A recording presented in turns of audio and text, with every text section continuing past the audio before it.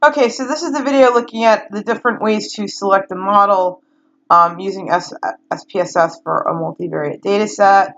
And I am going to use in SPSS the data set that is called manatees.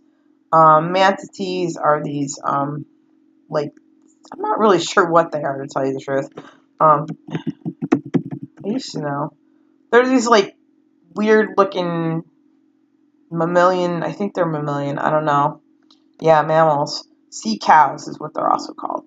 So there's these guys. That's what we're looking at.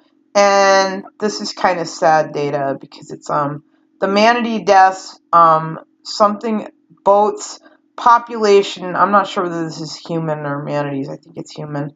And then water temperature. So my outcome variable here is going to be the deaths. Sad but true. And my input variables are going to be boats, population, and water temperature.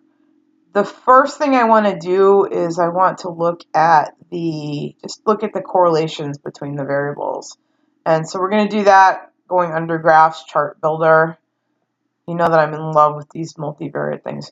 And I already put this on here, but it's the multivariate grid for the correlations is down here. And then I put deaths, boats, population, water temperature on here by just dropping them. And then I'm going to hit go, and we're going to look at the scatter plot. It's rebuilding, and I had already done it, but okay. So what we're looking at here is primarily looking at the pattern with respect to deaths, because remember, death is going to be our outcome. So we want to see if the input variables, boat, population, water temperature, appear to at least have it doesn't have to be a perfect linear relation, but what we don't want to see is something like completely nonlinear. Now these do look pretty linear. Again, I mean, it's a scatter plot, so it's not going to be a perfect pattern. The boats by death, if you look at this here, this looks like a linear positive correlation, as does the population by deaths. This also looks like a linear positive correlation, as does the water temperature by deaths. So that is step one. And then step two, what I'm going to do is I want to look at the distribution of the deaths just to see what it looks like, see if it doesn't really have to be perfectly normally distributed, but it shouldn't be like an egregious violation of it. So you can do that in a number of ways. You can just look at the frequency table of the deaths. A histogram being better, actually. But yeah, so we can do a histogram and a frequency table. That would be nice. And so let's just look at our outcome variable just to make sure that it isn't, you know, this is not a perfect normal distribution, but it certainly isn't egregiously, egregiously skewed or so. You know, there is this peak here for whatever reason, but it's not an egregiously skewed distribution. So I think that assumption is going fairly well. And so also then what we want to do is we want to actually, I'm following the steps, by the way, that will be in your homework. I want to run a multiple regression model, and the first method I'm going to use is going to be just to simply use the enter method. And what the enter method does is it just enters all the variables in. It doesn't select, it doesn't do anything. So if I enter 3 variables in, it's going to keep those 3 variables in the model. So here's what I'm going to do. I'm going to go to regression, linear, and then I'm going to go to my usual screen here. My outcome is deaths. That's my dependent variable. My independent variables are boats, population, water temp. We're not going to put urine as an independent variable, by the way. There's no point to that. And so I have my variables entered, and I'm going to do method enter. And let me think about, did I have you guys do this? Yeah, I did have you do a residual analysis. So let's also, as we run the model, let's do the save, and then let's do the unstandardized residuals, and hit go, continue. And let's also put the residual plot in here. I'm doing it all at once, which hopefully won't be too confusing. Again, X is your dependent variable, and then the predicted residuals. So essentially, I'm only going to have to run the regression once, and everything's going to be on the output. The disadvantage of that is now there's going to be quite a bit more output. Okay, and then hit continue. So I set up to do my residual plot. I did my save for my unstandardized residuals, although actually I don't really need these. I'm going to plot these, I don't have to add these back to the data. If I do the save, remember it's going to add that extra data column and put these in there for me. But I really only care about the plot. So you know what? I'm not gonna save the residuals because I don't really need to do that. And then I think everything is all set up to go. So I got my y variable, I got my x variables, I got my residual plot, and that's what I want. My method is enter. I'm not going to change this. And remember, the enter method just literally does that and enters everything. And so let's hit go.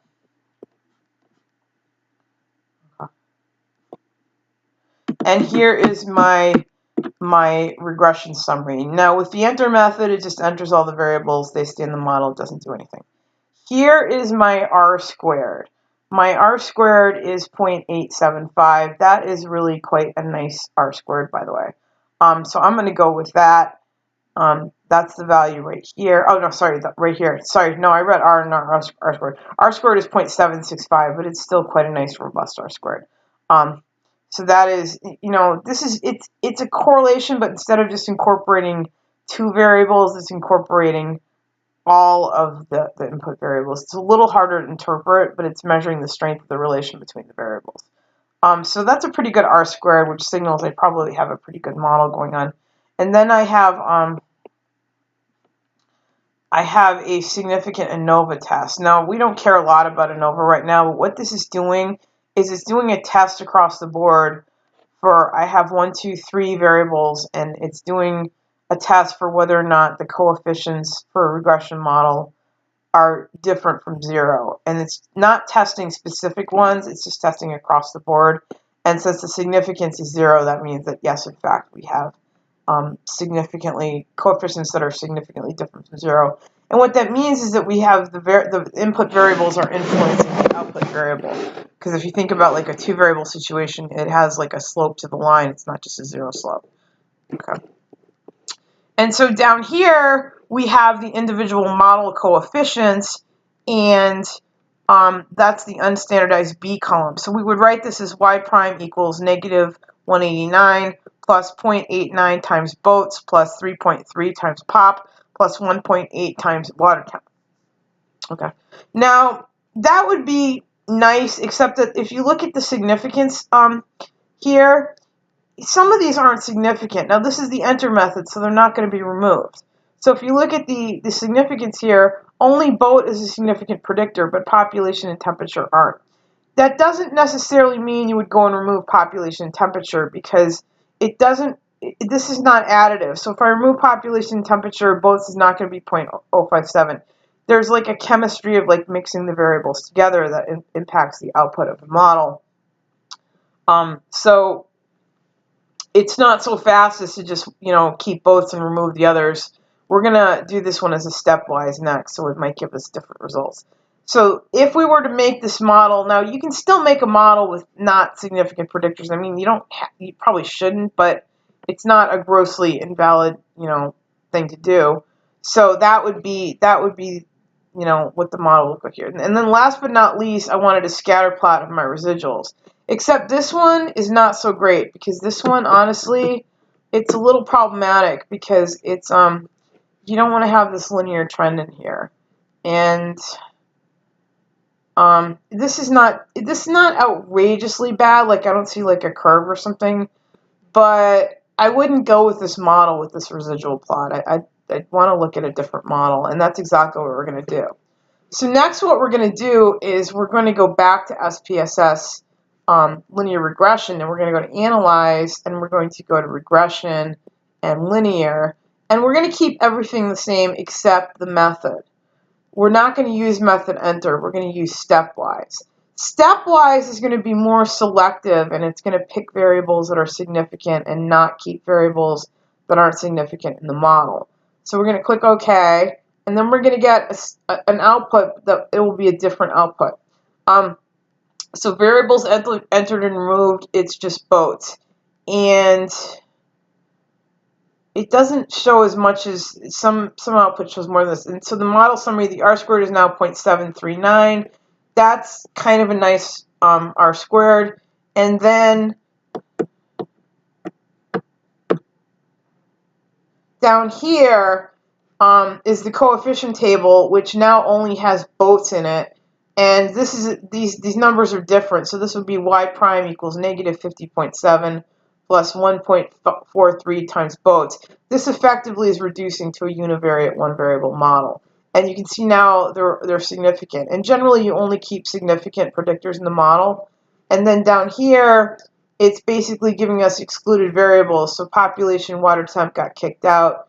They weren't significant enough to contributing to the humanity death. So what this is telling us is the only significant variable of these three is the boats, which effectively it's basically boils down to a univariate model, but that's okay. So really our best model for this would be to just use the boats and not put the population and water temperature in there. And that's how to look at multiple regression using different selection methods.